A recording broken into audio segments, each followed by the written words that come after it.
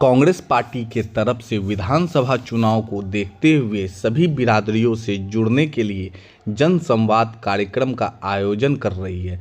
वर्तमान सरकार के द्वारा बिरादरियों को जिस भी समस्या का सामना करना पड़ रहा है, अलग अलग बिरादरियों को समस्या की समीक्षा कर एवं बिरादरियों को समस्या को अवगत कराने का काम कांग्रेस के जनसंवाद कार्यक्रम के द्वारा किया जा रहा है। इसी क्रम में वैश्य समाज के साथ कांग्रेस की जनसंवाद कार्यक्रम किया गया, जिसमें वैश्य को जीएसटी की मकड़जाल में वर्तमान सरकार फंसा के बर्बाद करने का काम कर रही है। वैश्य समाज की सुरक्षा को लेकर चिंता भी जाहिर किया। आइए आगे देखते हैं क्या कुछ कांग्रेस के नेताओं ने जनसंवाद कार्यक्रम में कहा।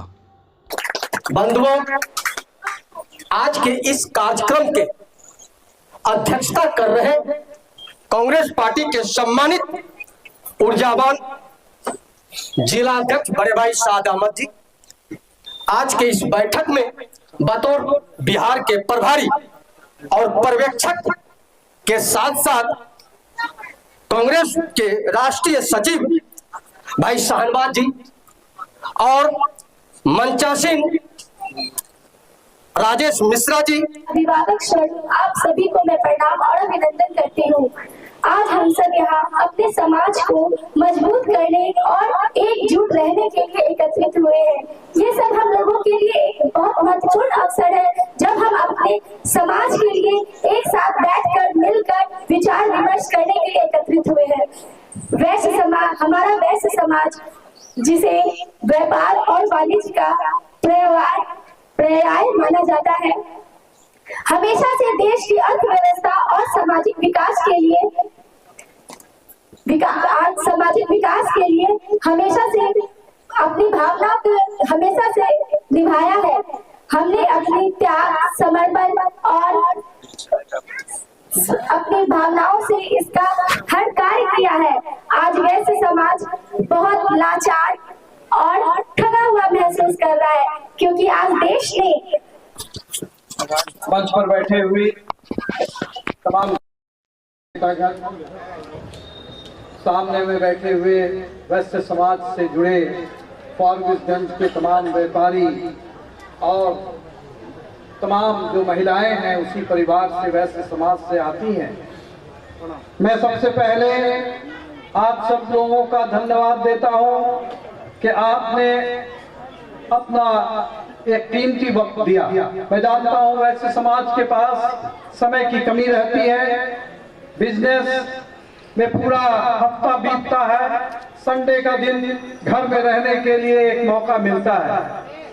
वैश्य समाज की बैठक बुलाने की जरूरत कांग्रेस ने महसूस किया। कांग्रेस के लोगों ने ये महसूस किया कि वैश्य समाज को निश्चित रूप से उपेक्षित किया जा रहा है, उनको नजरअंदाज किया जा रहा है। आप लोगों के बीच में क्या क्या समस्याएं हैं, इस पर बहुत अच्छा से यहाँ सब लोगों ने बात रखा है। कोई ऐसी बात नहीं छूटी है जिसको कोई दोहराने का मतलब हो। दो तीन बात हम मुश्किल से 5 मिनट में अपनी बात रखेंगे। एक तो ये कि किसी भी राज्य का, समाज का विकास तभी हो सकता है जब उसमें शांति रहे, अपराध न हो, भय न हो। लेकिन हम लोगों ने देखा कि पिछले हफ्ते, एक हफ्ते ये किस तरह के कार्यक्रम थी आपके फॉरबिसगंज विधानसभा में? देखिए, कांग्रेस पार्टी ने ये तय किया है कि जितने भी समाज हैं उनके बीच सामुदायिक बैठक हम लोगों को करना है, और ये हर जिले में हो रहा है। कल ही 3-4 ऐसी मीटिंगें हुई हैं अलग अलग समुदाय के लोगों की, क्योंकि हम लोग मानते हैं कि हर समुदाय के लोग भारतीय जनता पार्टी और नीतीश जी की डबल इंजन की सरकार से पीड़ित है, और हर समाज की समस्याएं, उन समस्याओं को कैसे एड्रेस किया जाए, अपने घोषणा पत्र में लाया जाए, उनकी क्या आकांक्षाएं हैं इनको समझा जाए। इसीलिए हम लोग बिरादरियों के बीच जा रहे हैं और उनको कांग्रेस ने उन समाजों के लिए क्या किया है, सत्ता में आने के बाद कांग्रेस उनके लिए क्या करेगी, इन सब चीजों पे हम लोग बात कर रहे हैं। अब जैसे यहाँ बड़ी समाज है, बनिया समाज है, उनके बीच आप जाइए तो आपको पता चलेगा कि जीएसटी ने उनकी पूरी कमर तोड़ दी है। ऑनलाइन ट्रेडिंग ने जितने छोटे और मझौले व्यवसायी थे उनको बर्बाद कर दिया है। तो इनके बीच जा करके हम लोग कांग्रेस पार्टी क्या करेगी आपके लिए ये बात भी बता रहे हैं, उनकी समस्याओं को भी सुना जा रहा है। सर, वैश्य समाज का झुकाव आपके कांग्रेस की तरफ है? देखिए, वैश्य समाज शुरू से कांग्रेस पार्टी के साथ रहा है। उनको गुमराह करके कुछ लोग अपने साथ लेके चले गए थे, लेकिन वैश्य समाज समझदार समाज है। वैश्य समाज तभी फल फूल सकता है जब समाज में शांति रहे। और अभी हमने देखा कि पटना में एक बड़े व्यवसायी की, खेमका जी की, किस तरीके से दिन दहाड़े हत्या कर दी गई, उनके बेटे की भी हत्या की गई। उनका क्या अपराध था भाई? वो मेहनत से पैसा कमा रहे थे, जिस तरह हमारा एक छोटा व्यवसायी बड़ी समाज का, वैश्य समाज का कमाता है। तो पैसा कमाएगा तो आप उसको मार देंगे, हत्या कर देंगे। तो ये हत्या का जो एक पूरा दहशत का माहौल बनाया गया है, इससे आम व्यवसायी को नुकसान हो रहा है। उत्तर प्रदेश में जहाँ योगी की सरकार है, जो प्रवृत्ति से दंगाई व्यक्ति है, उन्होंने इस तरह का सांप्रदायिक माहौल बना दिया है कि कोई भी त्योहार होता है, हिंसा होती है तो 4-4 दिन दुकान बंद हो जाता है। तो दुकान बंद होता है तो किसका नुकसान होता है भाई? तो बनिया समाज का, उसी का तो नुकसान हो रहा है। तो भारतीय जनता पार्टी ने इस देश के बनिया समाज को, वैश्य समाज को बहुत पीछे पहुंचा दिया है। कांग्रेस पार्टी सत्ता में आएगी तो इनको फिर से हम लोग इनका जो उचित स्थान है, मान सम्मान है, वो देंगे। एक बहुत बड़ा वर्ग है महादलितों का जो समूह है, जैसे अत्यंत पिछड़ा जो कह सकते हैं, मुसलमान समुदाय के लोग हैं, बहुत बड़ा वोट बैंक है भाजपा के लिए, उसको कैसे? देखिए, जितने भी कमजोर तबकों के लोग हैं उनको 2 तरह के अधिकार पहले नहीं थे।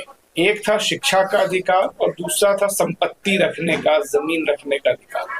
आप देखेंगे कि भारतीय जनता पार्टी मतदान का अधिकार लोगों से छीन रही है, जो कमजोर तबके के लोग हैं।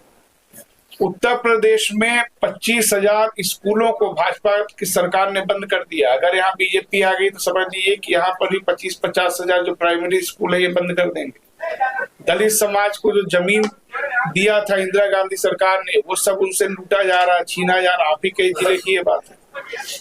तो जैसे जैसे मिडिल क्लास में अति पिछड़ी जातियां शामिल हुई, वैसे वैसे आरएसएस को दिक्कत होना शुरू हुआ, भाजपा को दिक्कत होना शुरू हुआ। अब उसको लग रहा है कि गरीब लोग हमारे खिलाफ वोट करेंगे, इसलिए इनको वोटर आईडी से ही गायब कर दिया जाए। ये सरकार सिर्फ इसलिए 50 लाख लोगों का कागज पे उनकी हत्या कर रही है क्योंकि अभी लगता है कि उतना ताकत उसको नहीं मिला है कि सबको खड़ा करके एक लाइन में गोली मार दे।